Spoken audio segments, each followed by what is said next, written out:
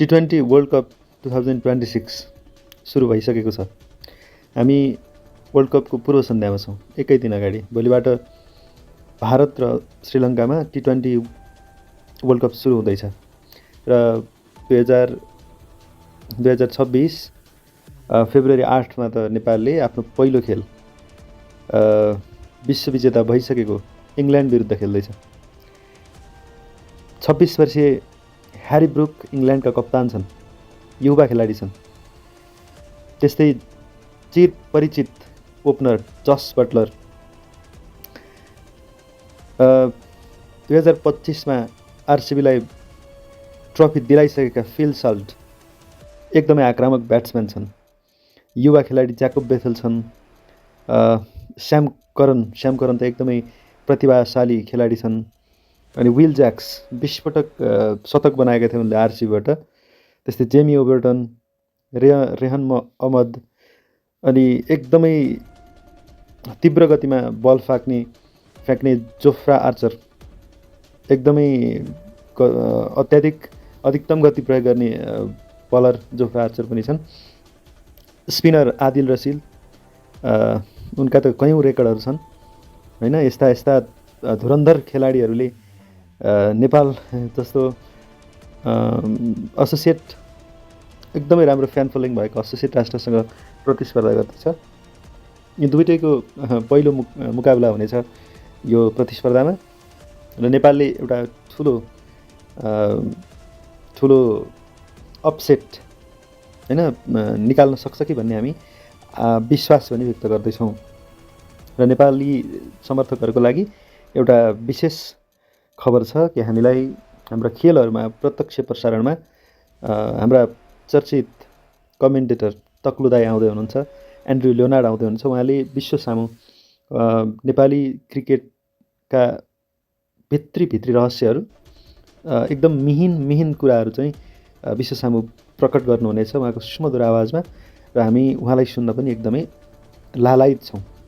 र नेपालको स्क्वाडको कुरा गर्ने भने नेपालका ओपनर कुशल भुर्तेलले त्यो लेग साइडपट्टिको बल चाहिँ जोफ्रा आर्चरको बल चाहिँ पक्का उडाउँछ। एउटा चाहिँ वाङखडे मुम्बईको पुरै ग्राउन्डै कट्ने गरी हान्छन् जस्तो लाग्छ। तर जोफ्रा आर्चरको ठ्याक्क लेन्थ बलमा लागेर टाउको नेरी आउने बलमा चाहिँ कुशल भुर्तेल घायल नै हुन सक्छन्। त्यस्तो उनलाई एकदमै कठिन परीक्षा पनि हो यो त्यस्तो तीव्र बल खेल्ने। अनि कुरा गर्ने हो भने दिपेन्द्र सिंह ऐरीले कसलाई रनआउट गर्ला त? मलाई लाग्छ यो स्क्वाडमा अलिकति रनआउट गर्नै पर्ने भनेको हाम्रो जस बटलरलाई नै हटाउनु पर्ने हुन्छ। बटलरसँग त निकै अनुभव पनि होला, मुम्बईको उसमा आइपिएल खेल्दाखेरिको अनुभव। नेपाललाई यसपालि हाम्रा 4वटै खेलहरू, समूहचरणका खेलहरू मुम्बईको वाङखडे स्टेडियममै भएको कारण एउटा फाइदा पनि छ र हामी आशा पनि गर्छौँ र हामी विश्वास पनि गर्छौँ कि हाम्रो टिमप्रति हामी पक्कै यो खेलमा केही अद्भुत चमत्कारिक केही क्रियाकलापहरू गर्नेछौँ। सन्दीप लामिछानेको रङ्गन बलमा कसलाई आउट गर्ने त भन्दा कसलाई आउट गर्ने? विल ज्याक्सलाई आउट गर्ने एउटा, अर्को क्याप्टेन इङ्ग्लिस क्याप्टेन ह्यारी ब्रुकलाई नै आउट गर्ने मलाई चाहिँ इच्छा छ। त्यस्तै करण केसीले अन्तिममा आएर पक्का आतसाई एउटा दुईवटा छक्का त प्रहार गर्छन् होला गुलसन्दाले पक्कै।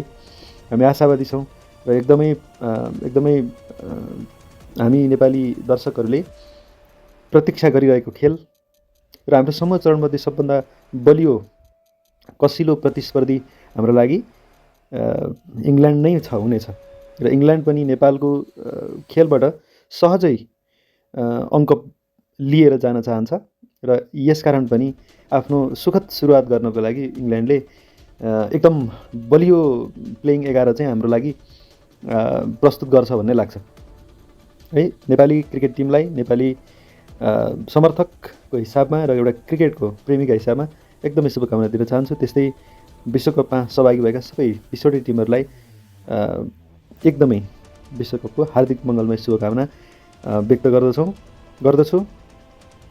र प्लेयर फर वाच आउट चाहिँ मेरो लागि ब्याटरमा ओपनर कुशल भुर्तेल र मध्यक्रममा आउने सन्दीप जोरा र बलरको रूपमा